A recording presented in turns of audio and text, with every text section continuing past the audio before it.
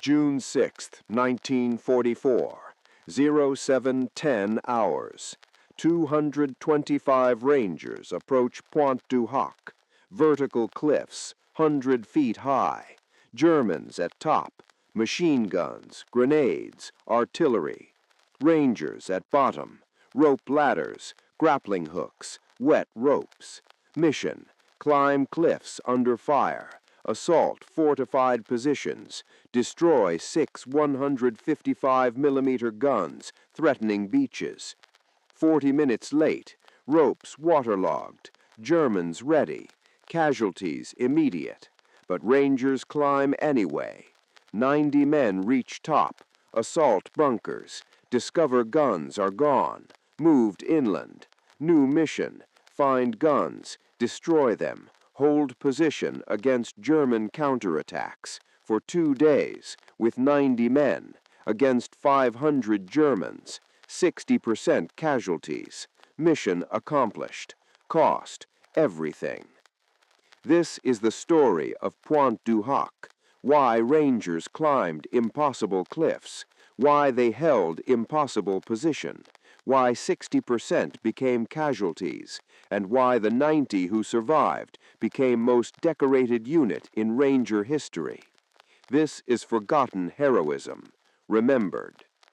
Pointe du Hoc is a promontory jutting into English Channel, strategic position, overlooks beaches, perfect artillery position. Germans know this, build 6 concrete bunkers, install 6 155mm guns, range 25,000 yards, can hit Utah Beach, can hit Omaha Beach, can destroy invasion. If those guns fire on beaches, landing fails. Simple calculation. Therefore guns must be destroyed before H hour. No exceptions, no alternatives. Rangers get the mission. 2nd Ranger Battalion, Lieutenant Colonel James Rudder commanding, 225 men. Mission: assault Pointe du Hoc, scale cliffs, destroy guns, hold position until relief arrives. Estimated casualties, 70%. Mission accepted. Training begins months earlier. British commandos teach cliff assault. Practice in Scotland. Similar cliffs, similar conditions. Rangers train with rope ladders, grappling hooks, rocket-fired lines. Borrowed from London Fire Brigade. Extend to 100 feet, maybe, if they work, if ropes stay dry, if grappling hooks catch. Many ifs. Rangers train anyway. Climb practice cliffs under live fire. Simulate combat conditions. Simulate everything except one variable. Enemy throwing grenades down while you climb. Cannot practice that. Can only experience it on D-Day. Too late to quit then. The plan is precise. H hour is 0630. Rangers launch from ships at H hour -60. 30 minutes to beach. Land at 0700 exactly. Timing critical. Must hit cliffs while naval bombardment suppresses German defenders. Must reach top before Germans recover. Must destroy guns before they fire on beaches. Every minute matters. Every second calculated. Every delay is disaster. Plan is perfect. Execution is not. June 6th, 0530. Rangers load landing craft. 10 LCA assault boats. 25 men per boat, plus 2 supply boats. Equipment includes rocket launchers for grappling hooks, extension ladders borrowed from fire departments, rope ladders 100 feet long, Bangalore torpedoes, TNT charges, thermite grenades, small arms, ammunition. Each Ranger carries 60 pounds, plus wet clothes, plus fear. Nobody admits fear. Everyone feels it. Vertical cliffs under fire is not normal assault, is suicide mission with slight chance of success. Everyone knows this. Nobody quits. Rangers don't quit. 0600. Landing craft launch. Headed wrong direction. British coxswain misidentifies Pointe de la Percée as Pointe du Hoc. Similar looking, different place. 3 miles different. Rudder realizes error, corrects course. Now behind schedule, way behind. Supposed to land 0700. Will land 0740. 40 minutes late. Naval bombardment ended 0700. Germans have 40 minutes to recover, to man positions, to prepare, to target the beach. Rangers are approaching without covering fire. Germans are ready. This is worse than planned, much worse. Meanwhile, other Ranger companies waiting offshore. 8th Infantry Division, 5th Infantry Division. Orders say if rudder doesn't signal success by 0730, assume mission failed. Proceed to alternate landing site. 0730 passes, no signal, because rudder's force is still in landing craft, still approaching, can't signal. Other Rangers proceed to alternate site, Omaha Beach, where they take heavy casualties, but that's different story. This story is 225 Rangers, alone, late, approaching cliffs full of Germans ready to kill them, nobody coming to help. This is their mission, do or die, mostly die. 0710, Rangers hit beach, 40 minutes late, Germans waiting, machine gun fire immediate, mortars, grenades, artillery, landing craft taking hits, men dying before reaching shore, first casualties, more coming. Rangers exit craft, run to cliff base, small amount of shelter, not much. Germans can't depress guns enough to hit base of cliff. Rangers have maybe 60 seconds before Germans adjust. Use those seconds. Set up rocket launchers. Fire grappling hooks. Some catch, some don't. Ropes waterlogged, too heavy. 50 pounds when wet. Should be 20. Hooks can't reach top with heavy ropes. Fall back, try again. Some succeed, not many. Maybe half, enough to start climbing. Have to climb, no alternative. Sitting at base means death. Climbing means maybe death. Maybe is better than certain. First men climb. Sergeant William Stivison, first up. Germans throw grenades down. Stivison can't dodge. On ladder, hanging on cliff face. Grenade explodes near him. Wounded, keeps climbing. No choice. Going down means death. Going up means maybe survival. Maybe. Enough to keep climbing. Reaches top. Gets shot. Dies. But he reached top. Others follow. Some die climbing. Shot. Grenades. Fall. Hit rocks below. Die. Others keep coming. Step over bodies. Keep climbing. No time to help wounded. No time to recover dead. Just climb. That's the mission. Climb. Rangers improvise. Fire brigade ladders extend to 100 feet, in theory. In practice, LCA can't get close enough to cliff. Water too shallow. Rocks, obstacles. Ladders can't reach. Too short. Rangers use them anyway. Climb part way. Jump to rope ladders. Continue climbing. Mix of equipment. Mix of techniques. Whatever works. Some Rangers climb hand over hand on rope. No ladder, just rope. Faster, more exposed. Get shot more. But faster means less time exposed. Both methods work. Both get men killed. Both get men to top. That's what matters. Getting to top. 0730. First Rangers reach top. 90 men out of 225. Rest still climbing, or dead, or wounded at base. 90 begin assault. Throw grenades into bunkers. Clear trenches. Germans retreat. Fight from secondary positions. Rangers press forward. Objective is gun emplacements. 6 concrete bunkers. 6 155mm guns. Must destroy them. That's the mission. Rangers reach first bunker. Empty. No gun. Check second bunker. Empty. Third, fourth, fifth, sixth. All empty. No guns. Bunkers intact. Concrete undamaged. Just empty. Guns are gone. Moved. Intelligence was wrong. Mission is failure. Or is it? If guns are gone, are they really threat? Where did they go? Can they still fire on beaches? Questions without answers. Rangers make decision. Find the guns. Destroy them wherever they are. That's the mission. Modified mission, but still mission.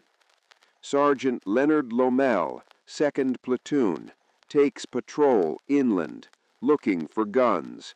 Finds road, fresh tracks, artillery tracks, follows them. Half-mile inland, finds orchard, camouflage netting. 6 155mm guns, unguarded. Germans pulled them back from bombardment, intended to return them to bunkers, never did. Lomell and one other ranger, Staff Sergeant Jack Kuhn, 2 men, 6 guns, thermite grenades, smash sights, destroy traversing mechanisms, render guns inoperable. Mission accomplished. 2 rangers, 6 guns, no backup, no support, just 2 men doing what 225 came to do. This is ranger spirit. This is what makes them rangers. Do the mission, regardless of cost, regardless of odds. Just do it. Meanwhile, at Pointe du Hoc, 90 rangers establish perimeter. German counterattacks coming. Can hear them forming. Can hear vehicles, infantry, artillery. Relief force supposed to arrive by noon. Coming from Omaha Beach, 5th Ranger Battalion, 300 men, will reinforce position, will evacuate wounded, will bring supplies, ammunition, medical supplies, food, water. Rangers at Pointe du Hoc need relief, need it desperately, but relief isn't coming. Omaha Beach is disaster. 5th Battalion pinned down, taking heavy casualties, can't advance inland, can't reach Pointe du Hoc. Maybe tomorrow, maybe never. Rangers at Pointe du Hoc are alone, 90 men against a German division, no relief, no resupply, no escape. Hold or die, those are options. 0800, 1st German counterattack. Company strength, 200 men against 90 Rangers. Germans attack from south. Rangers in shell craters, using bomb craters as fighting positions. Naval bombardment created lunar landscape. Craters everywhere. Perfect defensive terrain if you have enough men. Rangers don't. Spread thin. Every crater a position. Every position isolated. Can't support each other. Can't concentrate fire. Germans advance. Rangers fire. Germans take casualties. Keep coming. Close combat. Hand grenades. Bayonets. Fighting in craters. Fighting for survival. Germans withdraw. Temporarily. Regroup. Attack again. Pattern repeats. All day. All night. Next day. Germans attack. Rangers defend. Casualties mount. Both sides. But Rangers can't replace casualties. Every Ranger lost is permanent loss. Germans can replace. Germans have division. Rangers have 90 men. Arithmetic is terrible. But Rangers hold, because that's the mission. Hold until relieved, even if relief never comes. June 7, Day 2. Rangers still holding. Now 70 men. 20 casualties yesterday. More today.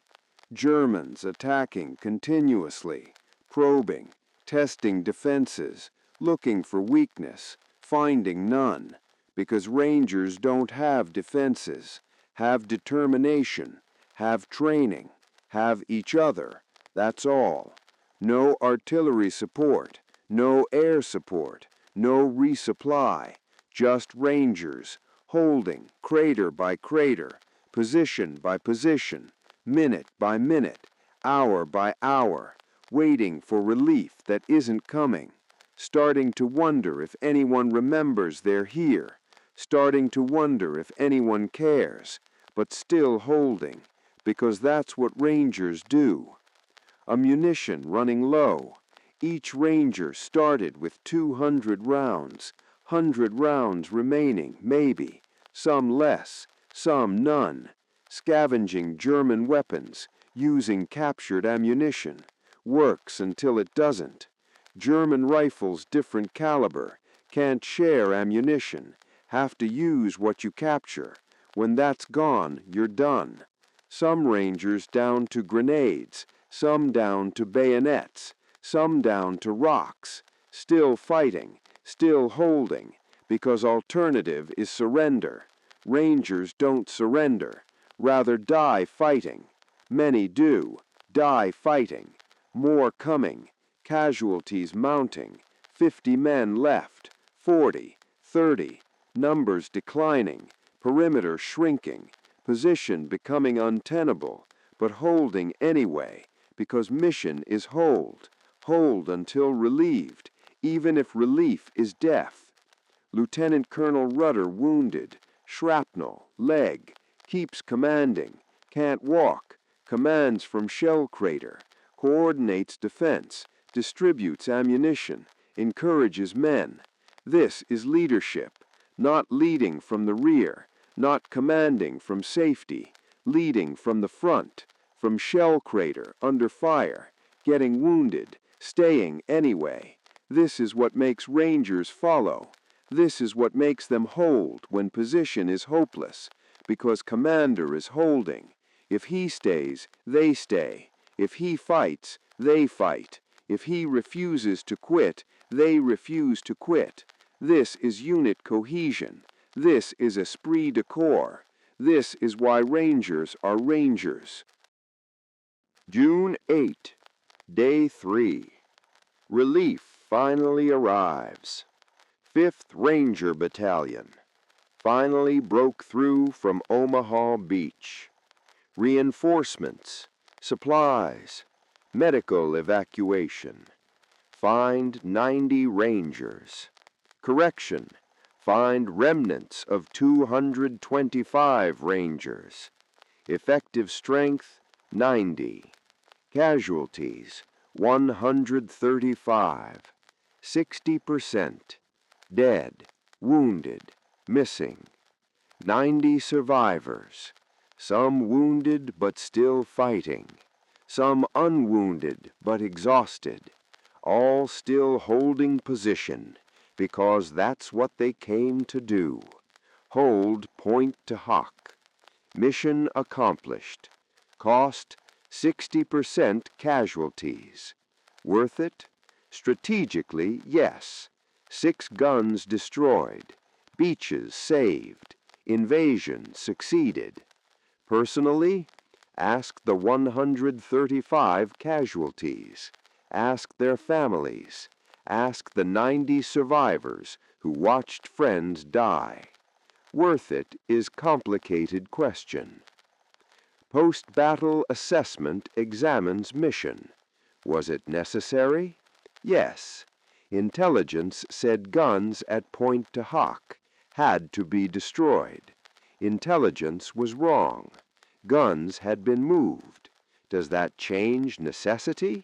No, because Rangers didn't know guns were moved, had to assume intelligence was correct, had to attempt mission based on available information. Finding guns gone doesn't invalidate mission, just changes execution. Rangers adapted, found guns inland, destroyed them there.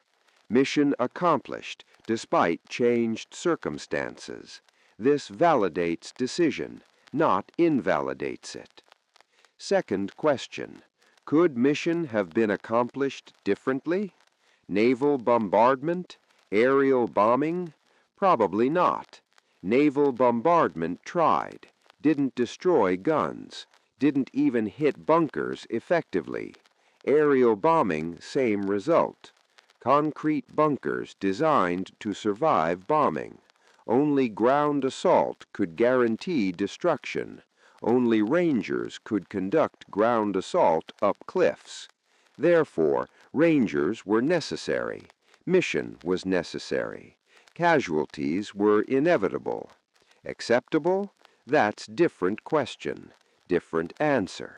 Necessary doesn't mean acceptable, means unavoidable given objectives and constraints. Third question, why did Rangers succeed?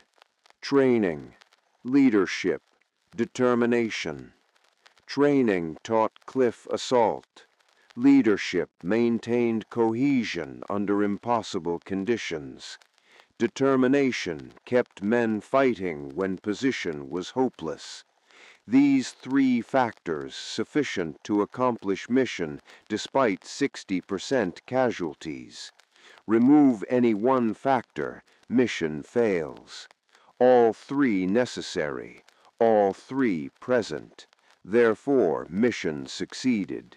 Simple equation, brutal equation, but accurate.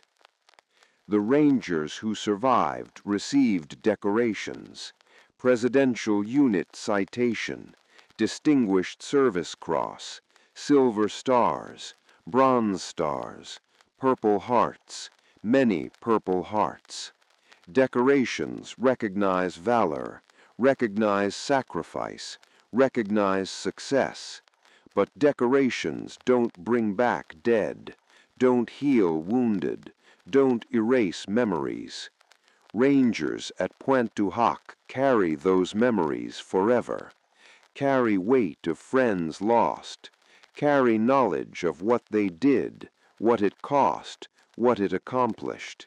This is the burden of heroism, not glory, burden, weight of survival when others died, weight of success at terrible price, weight of being called hero when you just did your job.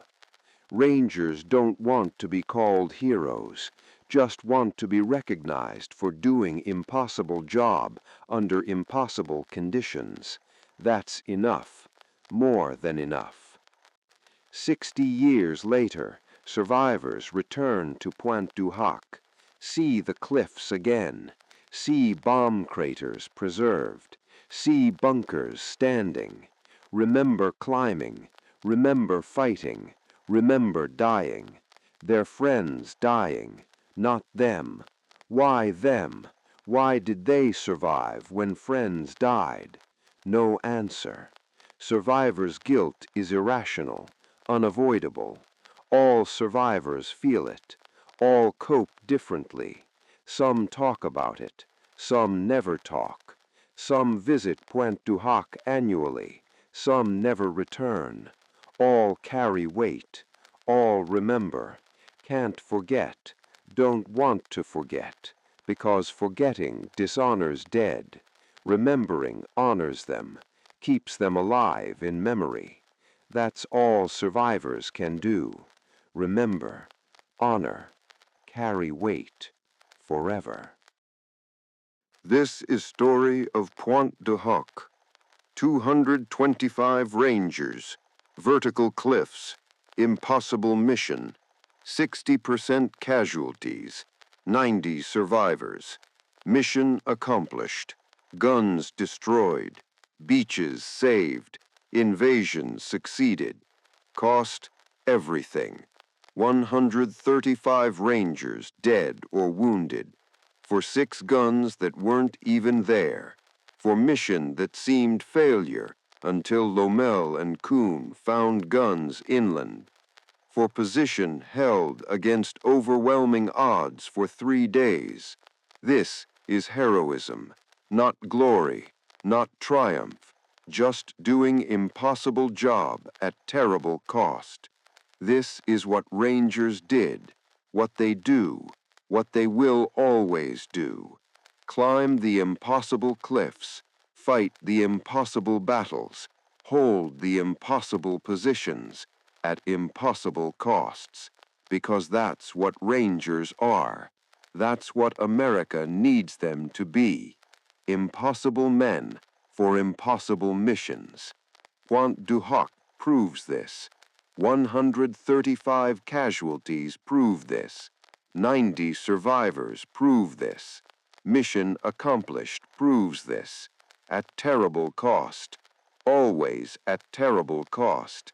That's the price of impossible. Rangers pay it, without hesitation, without complaint, without quit. That's why they're Rangers. That's why they climbed Pointe du Hoc.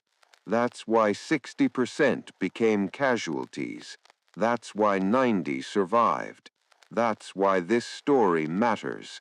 This is forgotten heroism, now remembered.